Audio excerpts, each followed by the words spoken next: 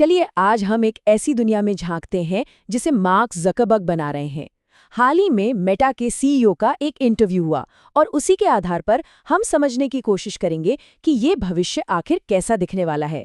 देखने में ये शायद सिर्फ एक प्रोटोटाइप लगे, पर इसके पीछे छिपी है पूरे 10 साल की मेहनत और एक बहुत बहुत बड़ी सोच।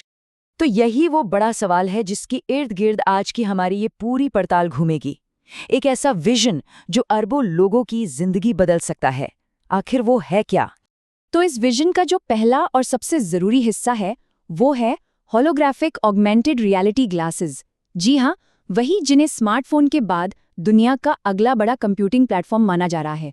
ज़रा सोचकर देखिए, आप किसी से बात कर रहे हैं और वो असल में वहाँ है ही नहीं, बल्कि उनका एक होलोग्राम, एक 3D अवतार ठीक आपके सामने खड़ा है। ये कोई मामूली वीडियो कॉल नहीं होगी, बल्कि एक असली, जीवंत बातचीत का एहसास होगा। अब जो बात इसे सच में कमाल की बनाती है वो ये है कि इन ग्लासेस के अंदर कितनी सारी टेक्नोलॉजी को फिट किया जाएगा। सोचिए, छोटे छोटे माइक्रो प्रोजेक्टर्स, आंखों को ट्रैक करने वाले कैमरे और तो और आपकी कलाई से जुड़ा एक न्यूरल इंटरफेस भी, सब कुछ बस एक चश्मे में। लेकिन देखिए, यहाँ मकसद सिर्फ कोई महंगा गैजेट बनाना नहीं है। असली चुनौती तो इसे आम लोगों तक पहुंचाने की है। मतलब इसे इतना छोटा, इतना सस्ता और इतना स्टाइलिश बनाना है कि कोई भी इसे आराम से पहनना चाहे। तो सवाल ये है कि ये जो इतना बड़ा विजन है, ये हकीकत में कैसे बदलेगा? इसका जवाब किसी एक डिवाइस में नहीं है, बल्कि ये कई अलग अलग प्रोडक्ट्स के बारे में है जो आज बनाए जा रहे हैं। देखिए, मेटा असल में 4 अलग अलग तरह के डिवाइस पर काम कर रहा है। सबसे पहले हैं रे-बैन वाले मेटा ग्लासेस, जिनमें डिस्प्ले तो नहीं है पर एआई है। फिर आएंगे थोड़े बेसिक हेड्स अप डिस्प्ले वाले ग्लासेस जो आपको नोटिफिकेशंस वगैरह दिखाएंगे। इसके बाद नंबर आता है असली होलोग्राफिक एआर ग्लासेस का, और फिर सबसे ऊपर हैं क्वेस्ट हेडसेट्स जो आपको सबसे पावरफुल और इमर्सिव मिक्स्ड रियलिटी का एक्सपीरियंस देंगे। मतलब प्लान ये नहीं है कि कोई एक अल्टीमेट डिवाइस बना दिया जाए जो सब इस्तेमाल करें, नहीं, बल्कि प्लान ये है कि लोगों के पास हमेशा अलग अलग कीमतों और फीचर्स वाले कई ऑप्शंस हों, ताकि हर कोई अपनी ज़रूरत के हिसाब से चुन सके।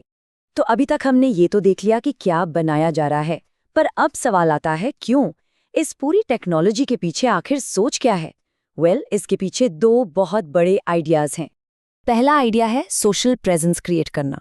सोशल प्रेजेंस मतलब वो गहरी, असली वाली फीलिंग कि आप किसी के साथ फिजिकली मौजूद हैं, भले ही आप दोनों के बीच मीलों की दूरी हो। ये टेक्नोलॉजी के जरिए उस अपनेपन और जुड़ाव के एहसास को फिर से बनाने की एक कोशिश है। और दूसरा बड़ा आइडिया है पर्सनलाइज्ड इंटेलिजेंस, मतलब एक ऐसा एआई असिस्टेंट जो आपकी दुनिया को ठीक वैसे ही देखे और सुने जैसे आप देखते हैं। सोचिए, जब एआई के पास ये सारा कॉन्टेक्स्ट होगा तो वो कितना मददगार हो सकता है। वो सच में एक पर्सनल असिस्टेंट बन जाएगा जो जानता है कि आपको कब क्या चाहिए। और देखिए, यही वो वजह है कि ये ग्लासेस इतने ज़रूरी हैं, क्योंकि ये आपके चेहरे पर होते हैं। ये एक ही साथ दोनों काम कर सकते हैं, आपको किसी के साथ होने का एहसास भी दे सकते हैं और एआई को आपके आसपास की दुनिया का पूरा कॉन्टेक्स्ट भी। इस तरह वो दोनों बड़े लक्ष्य एक ही डिवाइस से पूरे हो सकते हैं। लेकिन इस सारी चमक दमक वाली टेक्नोलॉजी के पीछे कुछ बहुत गहरे सामाजिक सवाल भी हैं। सबसे बड़ा सवाल तो यही है कि क्या लोगों को इस तरह डिजिटली जोड़ना अकेलेपन जैसी एक बहुत बड़ी मानवीय समस्या को सच में हल कर सकता है? इस सवाल को समझने के लिए जरा ये आंकड़े देखिए। अमेरिकन टाइम यूज सर्वे के हिसाब से पिछले 20 सालों में वयस्कों का आपस में मिलना जुलना 30% तक कम हो गया है, और अगर हम सिर्फ 15 से 24 साल के युवाओं की बात करें तो ये गिरावट 70% है। ये वाकई में चौंकाने वाला है। और इन ठंडे बेजान आंकड़ों के बीच एक बहुत ही पर्सनल, बहुत ही मानवीय भावना छिपी है। ये उस एहसास की बात करता है, उस कमी की बात करता है जिससे ये टेक्नोलॉजी हल करने का वादा करती है, मतलब अपनों से दूर होने का दर्द। तो यहाँ पर तर्क यह दिया जाता है कि ये टेक्नोलॉजी असली फिजिकल कनेक्शन की जगह नहीं ले रही है, बल्कि ये उन लोगों के लिए है जो पहले से ही एक दूसरे से दूर हैं।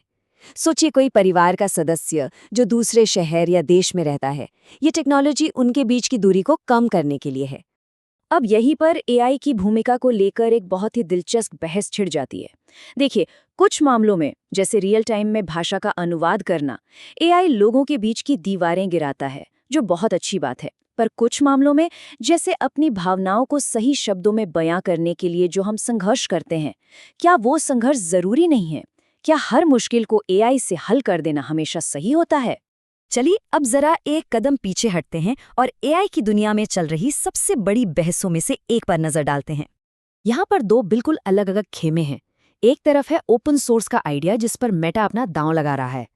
इनका मानना है कि जब कोड सबके लिए खुला होता है तो ज्यादा लोग उसे देख सकते हैं, उसकी कमियों को ढूंढ सकते हैं और उसे बेहतर बना सकते हैं। और दूसरी तरफ है क्लोज्ड सिस्टम्स। इनका तर्क है कि इतनी पावरफुल टेक्नोलॉजी को बंद रखना ही सही है ताकि ये गलत हाथों में न पड़ जाए। तो ज़करबर्ग का दाव इस बात पर है कि ठीक इंटरनेट की तरह एआई की दुनिया भी तभी ज्यादा बेहतर, ज्यादा क्रिएटिव और आखिर में ज्यादा सुरक्षित होगी जब इसे बनाने में बहुत सारे लोग शामिल हों, जब ये कुछ गिनी चुनी कंपनियों के कंट्रोल में न हो। लेकिन इन सारी रणनीतियों, सारी बहसों और सारे दांव के नीचे एक सबसे बड़ा, सबसे बुनियादी सवाल छिपा है। एक ऐसा सवाल जिस पे सिर्फ मेटा के नहीं बल्कि सैकड़ों अरबों डॉलर दांव पर लगे हैं। और आखिर में हम इस एक बड़े सवाल पर आकर रुक जाते हैं।